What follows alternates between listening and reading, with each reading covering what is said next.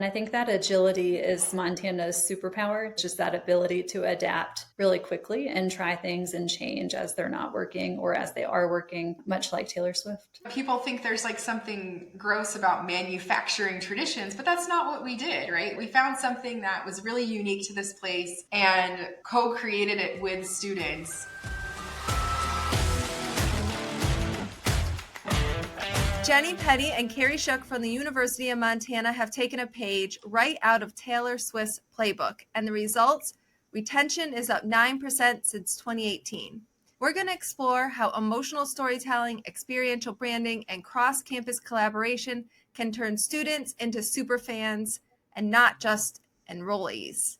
But first, I have to ask you both, what's your favorite Taylor Swift era and why? Oh, I think at my heart, I'm a Reputation girly, just because I think that album contains multitudes of emotional experience. She goes from like grieving and being angry to like finding love all in the course of one album. And it's got some bangers on it.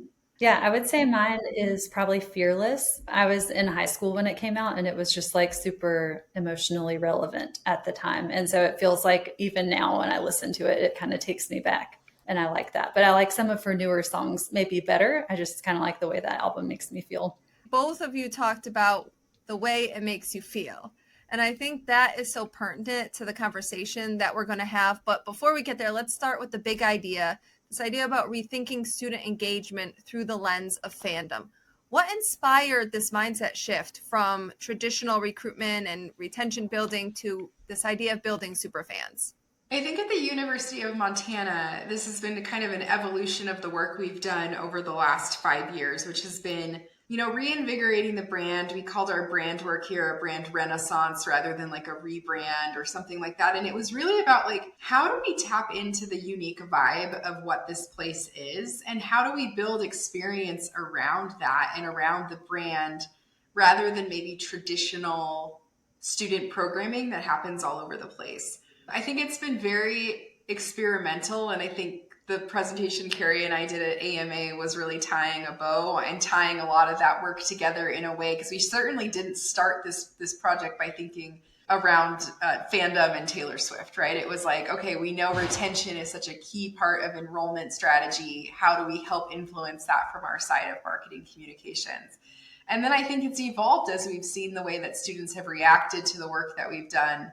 And we started to draw some comparisons. And the funny thing is, Kerri and I, we weren't supposed to present at AMA. There was a last minute cancellation and we were asked, like, can you just come up with something? And I said to Kerri, if you could present on anything, what would you present on? And the first thing she said was retention marketing. And I said, great, like, I'll be your backup dancer. Let's figure this out. And she said, what would you want to present on? And I said, well, Taylor Swift, obviously. And she said, okay, if I was really being honest, like I would want to present on cults because that's one of her passions. And so that's how that whole presentation came together. That's one way to put it, right, Kerri? Yeah. Yes, I love that. But I think as we were working on it, it was just really cool to see all this work that, often in our worlds feels like there's never really an end to it. And you have these ideas and you do them and you execute and they go well. And then it was like really pulling it all together and being like, this was the strategy, was to create hype and buzz and a vibe around the University of Montana.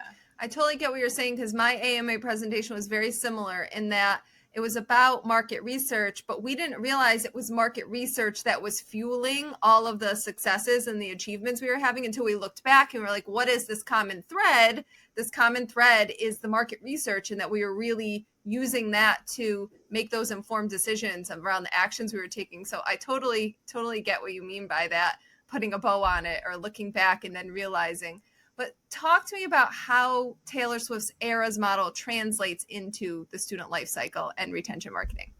Yeah, I feel like the natural first thought is just the constant growth and change and adaptation that Taylor Swift has gone through the years, and how many of her fans kind of grew along with her and got to watch her evolve, and how when we're working with students, what a high school freshman needs to know or hear or learn about an institution is really different than a graduating senior in college. So how can we be adaptive to what they need and anticipatory of that and go along with them and just kind of show that we're growing alongside of them and understand maybe before they know what they need at each stage, that we know what they need through those experiences and messages. And how do you convince other people?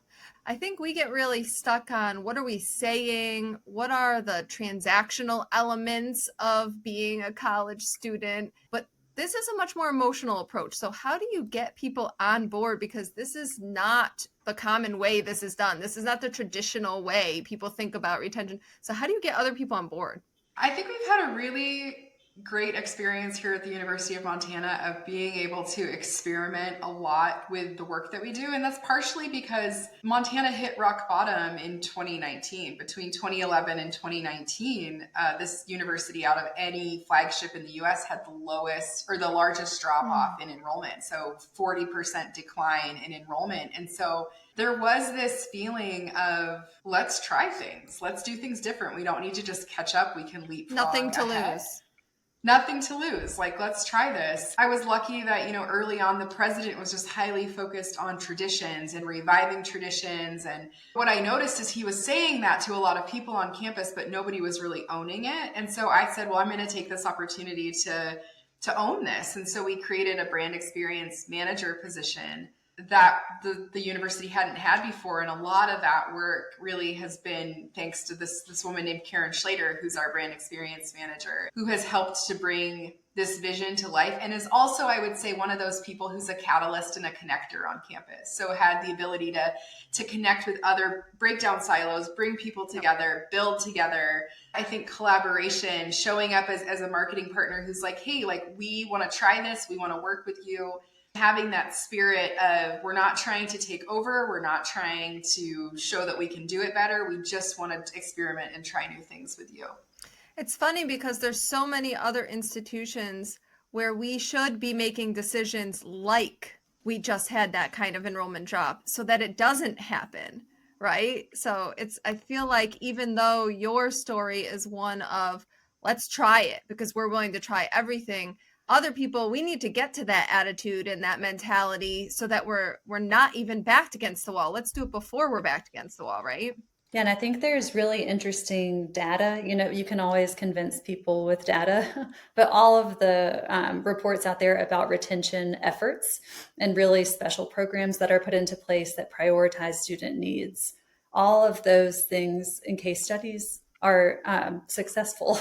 So there's ample data out there to back that if you support the student need first, then the retention comes along with it.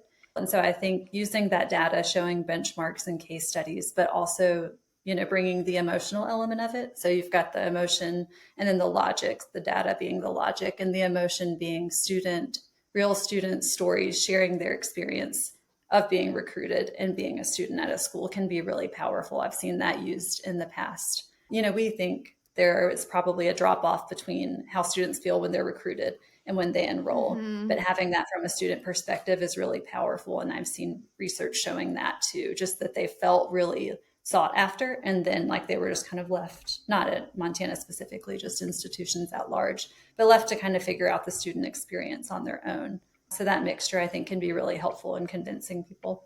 Yeah, I think that gap is probably eye-opening for a lot of people when they do that kind of research.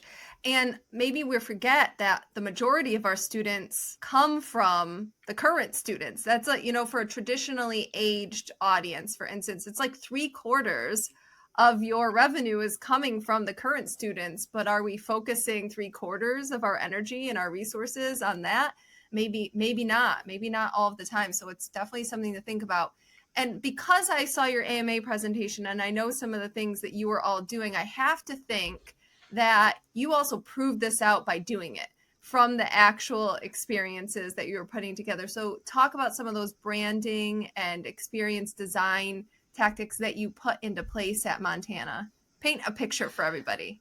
Yeah, so we actually had research that was done back in 2019 that said one of the reasons why students weren't choosing the University of Montana was because they felt like there was a lack of a vibrant campus life. So we really wanted to solve for that. At the same time, we had, if you remember back in 2021, the students who were coming to our campuses had finished high school online. There was just a lot of emotional, I don't want to say baggage, because I think we're all still dealing with the emotional baggage of COVID.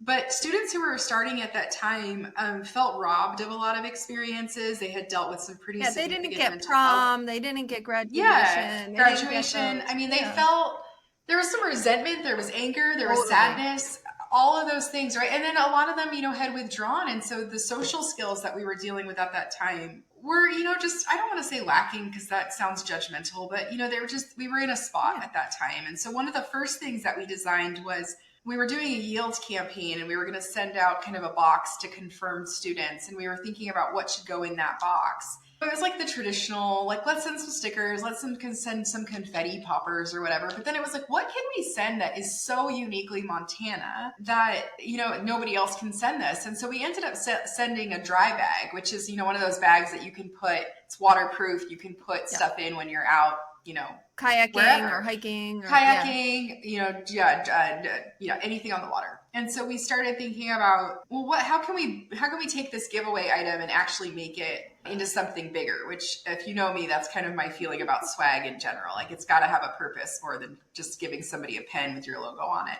And so from that was born this idea for this event that we do every fall called the Freshman Float. And we send the entire freshman class, whoever is interested in doing it, on a river float in inner tubes down the Clark Fork River, which is a river that borders part of our campus.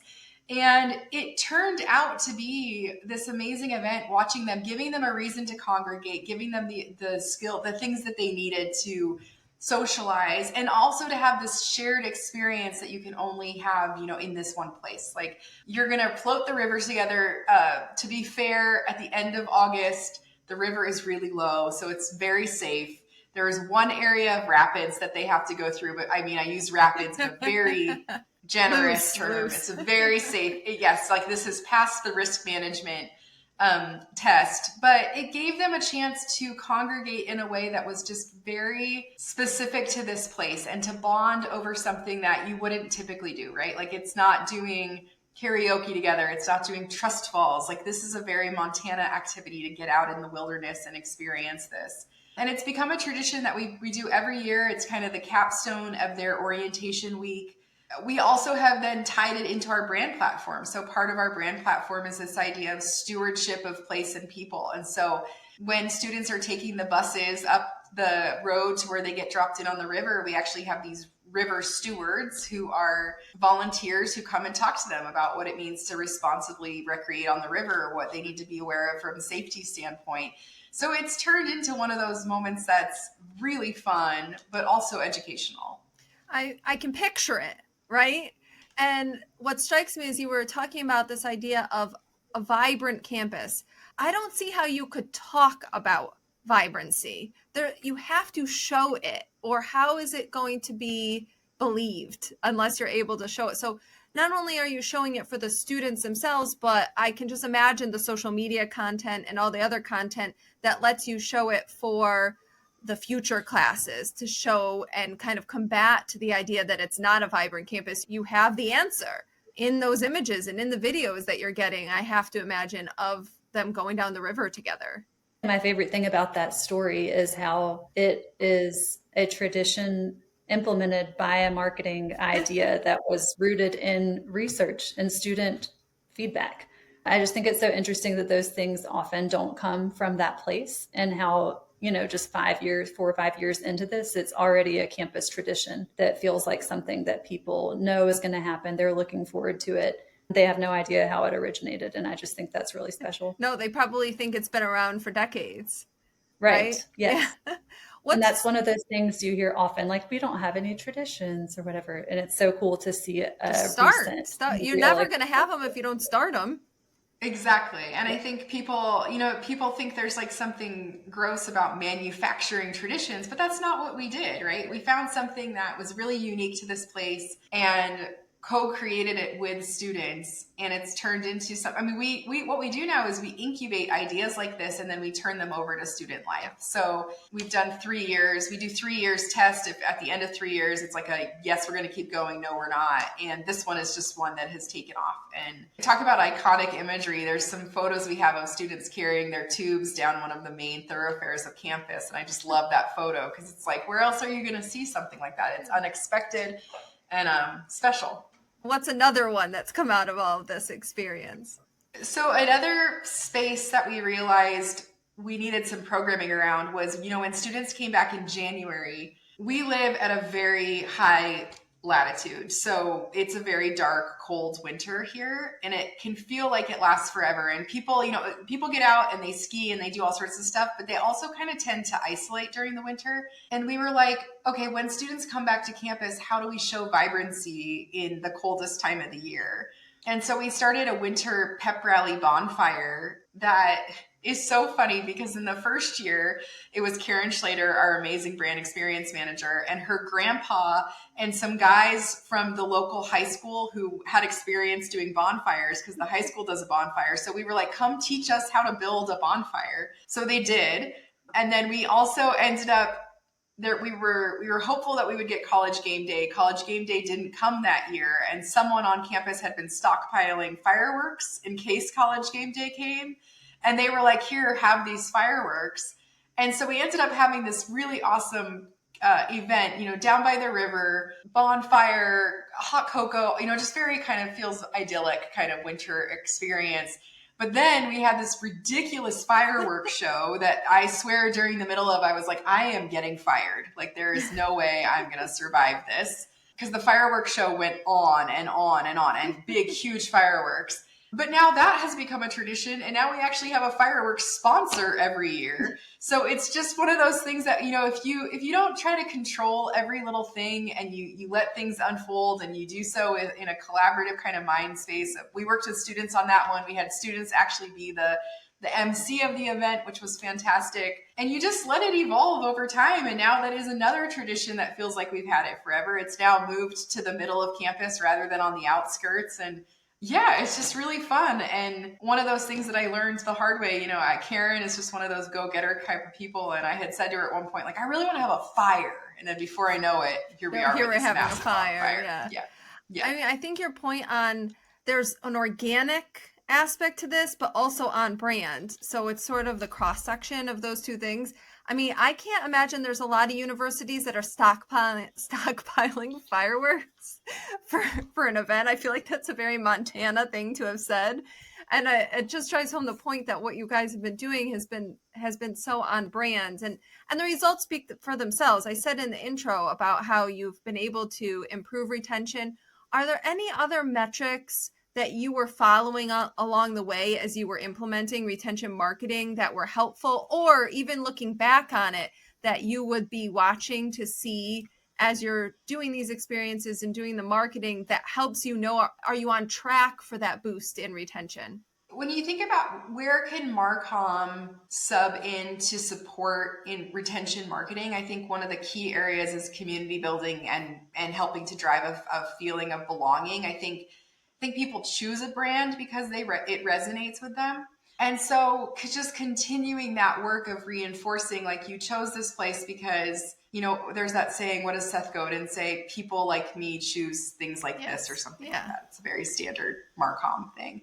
So I think what we've always tried to keep at the center of all of our brand experience work has been that sense of driving a sense of belonging. And I think we've seen that in our retention numbers climbing the way that they have. I was just thinking some other ideas for kind of measuring that along the way, or even just year over year, could be like implementing a student satisfaction survey and crafting those questions really purposefully, like an internal kind of brand health survey or brand experience type survey. And then along with that, kind of measuring, like Jenny said, retention rates, graduation rates, and looking to see how those things correlate. I think that's probably more of a long-term play. But I can imagine over the course of 5 to 10 years, seeing a really cool trend with both of that student satisfaction and the retention and graduation measurement. Well, and for sure, there's going to be a qualitative aspect to this, right? Because we're talking about an approach that's about emotion and connection, right? So it's different than running a digital ad campaign for one of our institutions, right? And so it's different. So you also have to think about how you measure it differently. But it sounded like you guys you all at Montana were hearing from students, like they were being responsive to the things you were doing, and that's why you were doing more of it. So you were listening, I guess is the right way to say it. Yeah, and I think you have to be open to listening. Like, okay, sometimes we get these big ideas and they can come from anywhere. You can have faculty who have an idea or another group on campus and they say, oh my gosh, we should do this for students. And then it falls flat. And I think often when we're not co-creating with students or we're not listening to what they say, that there's the potential to miss the mark. And we had some of those, originally we were like, oh my gosh, wouldn't it be so cool if you could track your experience at UM by like getting these patches, like when you do events, so we created patches and then the students didn't really like them. And we were like, why don't you like them? And they were like, well, we would rather have like enamel pins like you can get at Disney. And we were like, oh, okay. So we switched to that. And now that has become a tradition within itself. It's like they come, they get a banner that their first week of orientation that they can put the pins on. It's seeped into employee experience. Now employees want pins, so we're giving pins out. It's another one of those things that when you just make a slight tweak, all of a sudden it resonates. Whereas the original idea necessarily wasn't bad, but the execution wasn't on point. And I think that agility is Montana's superpower, because that's the piece that so many institutions are missing, is just that ability to adapt really quickly and try things and change as they're not working or as they are working, much like Taylor Swift and the way that she's adapted with her audience over the years. But I think that was really one of our main points in the presentation, was just her constant adaptation and the reinvention of herself over the years, and the different ways that she kind of let people into that process instead of trying to put on like a really shiny persona. I think that's really true for colleges too. You just put the bow on that, Kerri. So thank you for that. I've got one last question for you both. What's one way someone listening right now can start this idea of building super fans, even if they don't have a big budget? Because that's always the thing, the first obstacle that anyone will throw up, the first barrier, like, well, I don't have money to do any of that. So what's your tip for our listeners? Okay, my tip is to start with what feels manageable. So set some milestones that are realistic and manageable from a budget perspective. One thing that comes to mind pretty quickly, like I mentioned, a student satisfaction survey. Most campuses have Qualtrics. If you have some people that can put together an informed survey and you can distribute that to your students, that's something that's no cost, that can be done relatively quickly, distributed and used to really inform what you're doing next. So just thinking through what projects are manageable from a time and budget perspective, setting some goals, and then thinking outside the box and how can you be scrappy with the team and the skills that you have in-house. Well, and setting the strategy to something that matters, which is your point on the data. Your example about the river goes back to, you had data that showed that was a problem, the idea of vibrancy at campus. So you have to know what you're trying to tackle, right, so that you can come up with the right ideas. How about you, Jenny?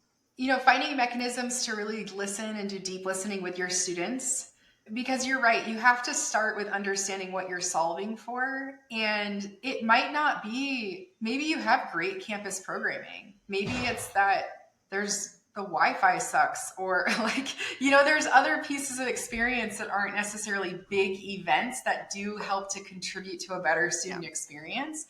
And so finding those mechanisms, either setting up, standing focus groups of students that you're speaking to. I know every year at orientation, one way that we keep a pulse on things is we source kind of a group of student influencers that we start with at orientation. And those folks, are just giving us user-generated content that is showing their perspective and the vibes of campus through their eyes. But also they're giving us really great feedback on things. Like, things are changing so quickly. They're like, nobody uses that word anymore. And we're like, oh, great. Yeah, one of my favorite activities is to put an email that we're going to send out in front of students first. There's nothing too small to show current students, and just tell them, go at it. But you be ready to be ready for some humble pie, though. 100%, and also be really open to what they come back with, right? Because if like the patch example, if they had come back to us and said, no, we really want this, and we had said, no, we're going to stick with the patches, like, we're really into the patches, we have this group that is our pep rally group for athletics called the Zoo Crew. And they come up with incredible ideas. We do an annual food drive where it's a big kind of rivalry against Montana State, and they came up with the idea that they were going to run on the field wearing food costumes. And we were like, okay, sure. It sounds good. And now that's become something that they do every year. So awesome. Thank you. Thank you both for the advice and for sharing the great things that you've implemented at University of Montana. Yeah, thanks so much for having us. And if you're listening and ready to turn your enrollment strategy into a fan building machine, be sure to let us know what tactics you try out. I can't wait to hear from you, and I'll catch you on the next episode.